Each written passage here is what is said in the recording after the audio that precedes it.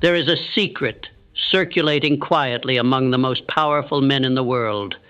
A law so misunderstood, so misused, so rejected by the average thinker, that it almost feels like a conspiracy. Not the kind whispered in dark rooms, but the kind hidden in plain sight. The kind that separates the highly paid from the always broke, the admired from the ignored, the irreplaceable from the forgotten. And here it is. The man who does more than he is paid for will soon be paid for more than he does. You want to know why some men work less and earn more? Why others attract opportunity, money, and influence with little effort? It's not luck. It's not talent. And it's definitely not fairness. It's leverage, earned through invisible labor.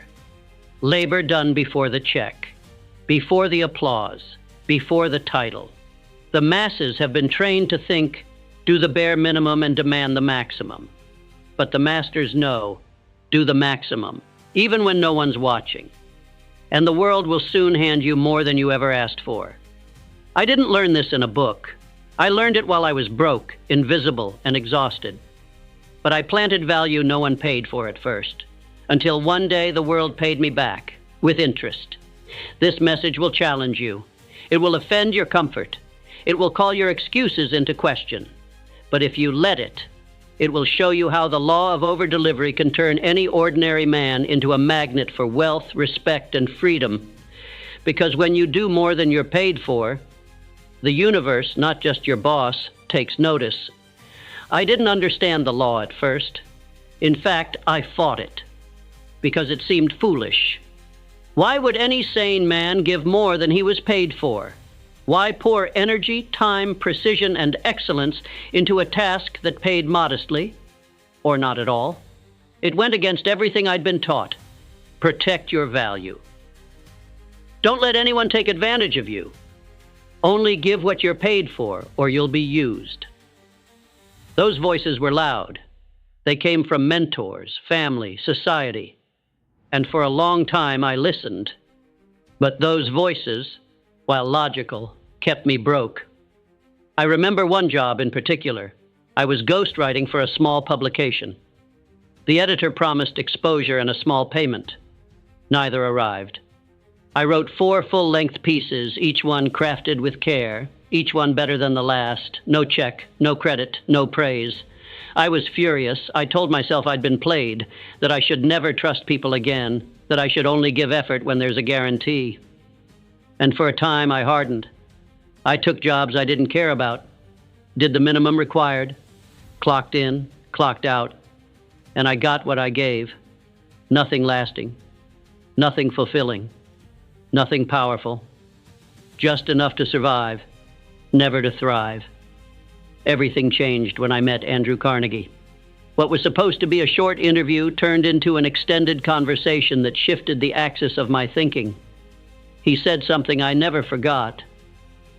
Napoleon, the world will always test your sincerity by making you work without reward first. If you pass the test, you'll never lack again. I didn't understand it fully then, but it haunted me. I kept replaying it in my head.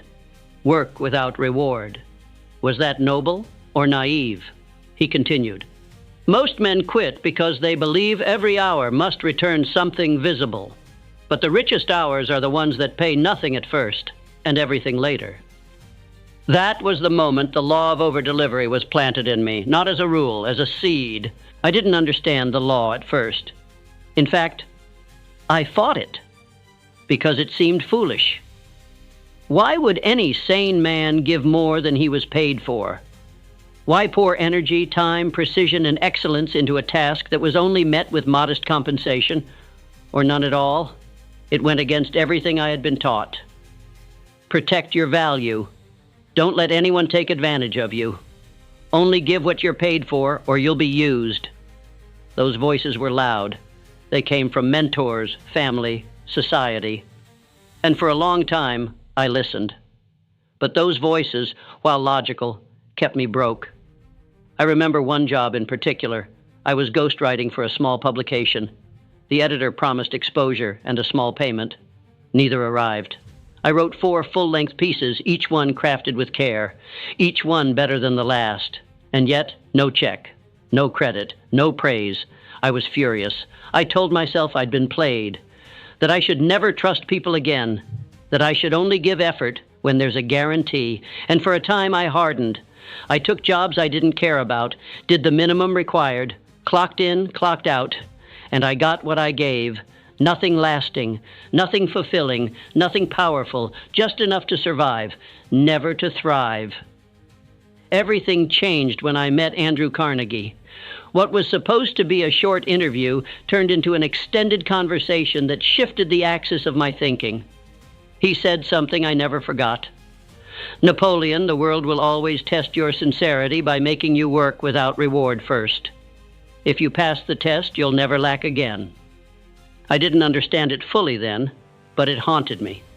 I kept replaying it in my head. Work without reward. Was that noble or naive? He continued. Most men quit because they believe every hour must return something visible. But the richest hours are the ones that pay nothing at first and everything later. That was the moment the law of overdelivery was planted in me, not as a rule, as a seed. Shortly after that meeting, Carnegie gave me what seemed like a ridiculous task. Interview the most successful men in the world. Find out exactly how they think. Map the laws of success. No pay, no contract, no promise of publication, just a mission, a direction. And I took it. I took it even though I had bills to pay, even though friends mocked me, even though I wasn't sure it would lead anywhere. Why? Because I had come to understand something most people never learn. The world doesn't reward you for your time. It rewards you for your value. And the highest value often reveals itself only after you've over-delivered, again and again.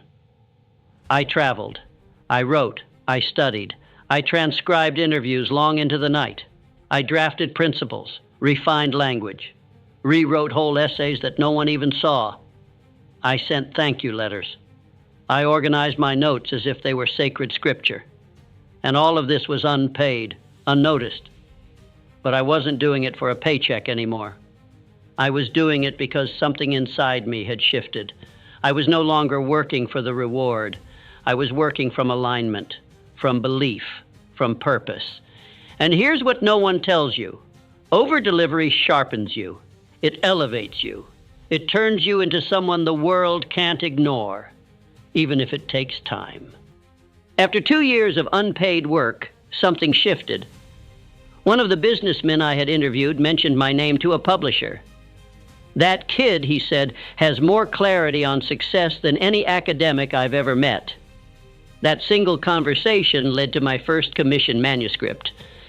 Not just any project, but the beginning of what would become my life's greatest work. Think and Grow Rich. Do you see the irony? The world finally paid me because of all the invisible work I had done without being paid. It paid me not for what I had just started doing. It paid me for what I had already done. When you over-deliver in obscurity, you build equity in silence. And when the moment comes, the market pays off your invisible investment with interest. Before money ever came, I noticed another shift. I could articulate ideas with precision. I had developed discipline most men never touch. I had clarity others were still praying for. You see, when you do more than you're paid for, you don't just change your results, you change your identity.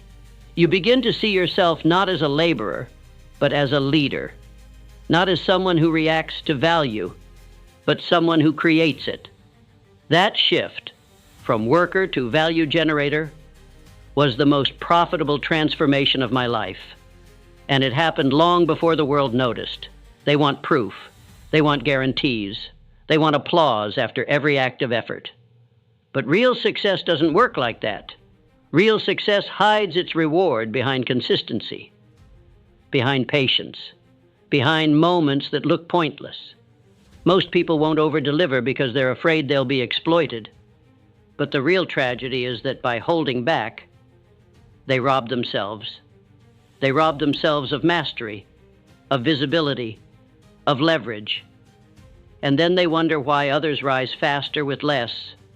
The answer is simple. Those others were willing to sow without certainty, and that sowing became a signal the universe couldn't ignore. I tell you this not to impress you, but to arm you. Because if you're in a season where your effort isn't being recognized, where your labor isn't paying off, where your value isn't being seen, don't you dare stop. Double it. Give more. Think sharper. Honor the work, because the world is watching, even when it pretends not to be. And one day, when you least expect it, the dam will break. And you will be paid more than you ever imagined, not for what you're doing now, but for what you gave when no one was looking. That is the law. That is the reward. That is the path. There is a strange moment in every man's journey where the world begins to bend in his direction. And he has no idea why. At first, he thinks it's luck. Then he suspects it might be timing. Eventually, he realizes the truth.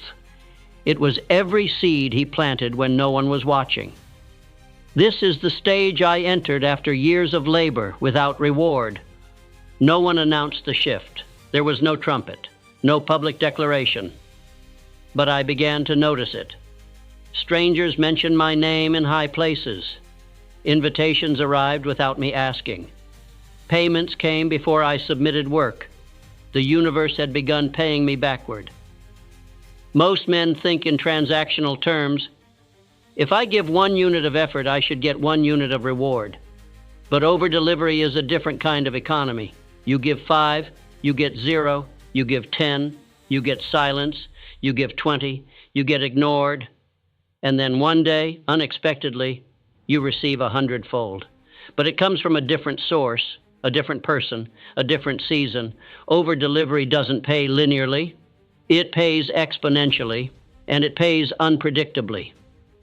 My first major return came not from the dozens of articles I had written, but from the discipline those articles had forged in me. When a publisher handed me a contract, it wasn't because I had a good pitch. It was because I could deliver under pressure. I had a system. I could speak with clarity. I didn't waste time. All those invisible reps had become visible mastery.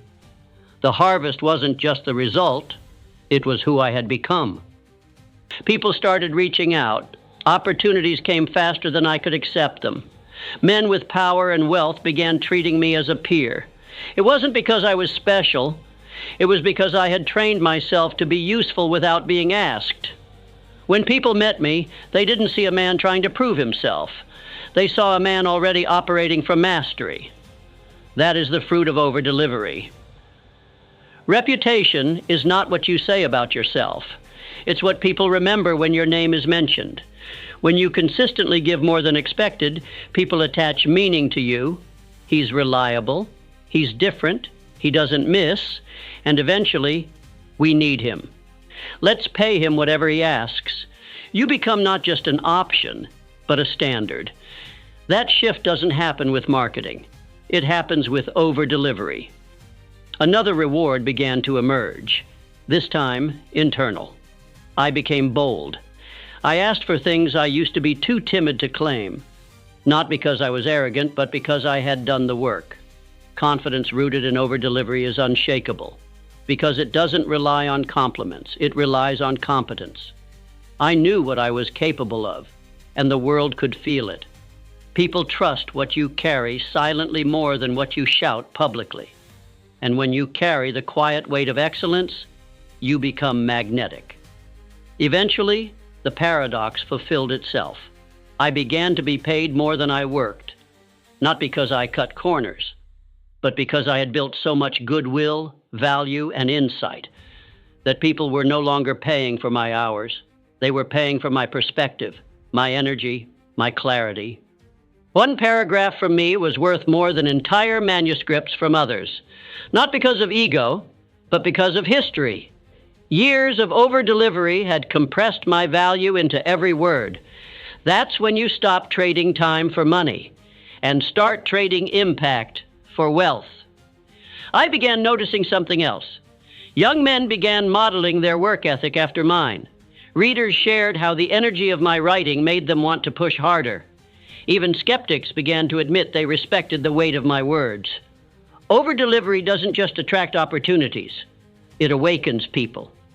Because it defies mediocrity, it confronts laziness, it embarrasses excuses, and in doing so, it liberates others to rise. Looking back, I see now. Every unseen act of excellence was not wasted. It was building a structure, a signal, a signature, one that the world eventually recognized, trusted, and rewarded. If I had waited to be paid before giving my best, none of it would have happened. But by giving more when there was no reason to, I gave the world a reason to choose me. That is the law. That is the harvest. And it is available to you. Most people think success comes from doing more work, but they miss the real equation. Success comes from becoming someone who is worth more. And the fastest path to becoming that person is this: do more than you are paid for, until the world begs to pay you more for less. This isn't motivational fluff. This is architecture, a system, a law. And once I understood it, I began to reverse engineer everything. Over-delivery does more than build goodwill. It builds leverage. Let me show you the loop. You give more than expected, with no demand for return. You become better than expected. Because excellence compounds skill. People trust you more than expected. Because consistency creates reputation. Opportunities arrive faster than expected. Because people feel safe betting on you. You can charge more than expected, because people are paying to not be disappointed. This is what I call the over-delivery compound effect. It begins invisibly, but it ends undeniably. At some point, I stopped being invited to work on projects and started being invited to shape them. I moved from contributor to consultant, from servant to strategist. That transition doesn't happen through networking. It happens through history, a track record of delivering more than expected, again and again. People don't trust you because of your ambition. They trust you because of your proof. And over-delivery is proof in motion. Every act of over-delivery sends a signal, not just to people, but to life itself. I've seen men change industries, multiply income, and elevate status simply by committing to one principle: I will never do less than I'm capable of, regardless of the reward. It's not about working longer. It's about working deeper. And when you work from depth, not from greed, the return arrives. Sometimes slow, sometimes late, but always heavy. You're no longer a man working for money. You become a man working from mastery. That shift changes how you walk into a room, how you speak, how you're perceived. It's the difference between requesting permission and setting direction, waiting for instructions and designing outcomes. The man who over-delivers commands attention without demanding it. And in doing so, he changes the room.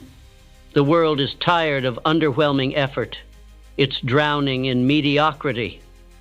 When someone shows up and quietly gives more than is required, they become rare, and the rare become remembered, and the remembered become requested, and the requested become rewarded. The marketplace does not reward noise. It rewards consistency. And consistency is the fruit of over-delivery. Once you understand this principle, you no longer chase work. You attract it. You don't have to sell yourself. You have to demonstrate yourself. And demonstration happens over time, when the world sees that you show up the same, whether paid or not. My goal shifted from being wealthy to being undeniable, and from that place, wealth followed like a shadow. If I could pass one principle to every young person today, it would be this: do more than you are paid for, especially when no one is watching. Because in a world of shortcuts, laziness, and entitlement, the man who goes deeper becomes a monument. And monuments are not ignored. Here is the mechanism. the exact path I walked, and that you can walk too. Overdeliver in obscurity. Build muscle while no one's clapping. Refine relentlessly. Excellence is magnetic, even if silent. Build trust without needing attention. Your reputation begins here. Let the world discover you through value, not noise. Shift from paid to positioned. Eventually, your past work pays your future self. This isn't just a path to money. It's a path to freedom, to choose your work, to choose your clients, to choose your life. And it all begins with this one law. Block 5. The final law, why overdelivery is not about work, but destiny. If there is one truth that holds the weight of my entire life's work, it is this. You will never be punished for giving too much. You will only be delayed in being recognized for it. And yet, most men choose the opposite path. They give as little as possible. They measure their effort against their paycheck. They think, if I'm paid little, I'll give little. But what they don't realize is this. The world is not punishing them. They are punishing themselves. Overdelivery is not about impressing bosses. It's not about getting promoted. It's not about being the favorite. It is about playing a different game, a deeper game, a game where the scoreboard is not in dollars, but in destiny. Because the man who overdelivers doesn't just build a business, he builds a name. And names outlast resumes. They outlast titles. They outlast even success. One day your hands will stop working. Your schedule will be empty. Your relevance will fade. But the echoes of your effort will remain. In books, in businesses, in children, in culture. Overdelivery is not just an economic strategy. It is a spiritual investment. Because when you give more than is asked, you create ripples that go beyond your lifetime. Many people ask, why doesn't life reward me now? Why the delay? And I tell them, because if the reward came instantly, it would cheapen the lesson. Growth must precede reward, or the reward becomes a curse. Overdelivery is how life trains you. It purifies your motives. It clarifies your identity. Until one day, the reward arrives, and you're finally worthy of it. When you give more, you build muscle. When you give more, you sharpen clarity. When you give more, you plant honor. These things are untouchable. They cannot be laid off. They cannot be canceled. They cannot be outcompeted. They are yours, and they are permanent. This is why I say overdelivery is not about being good. It's about becoming untouchable. If you're listening to this and something inside you is stirring, if you feel like life hasn't paid you what you're worth, if you feel like your work goes unnoticed, if you feel like your effort is invisible, I want you to hear me. It's working. It's building. It's preparing. But only if you don't stop.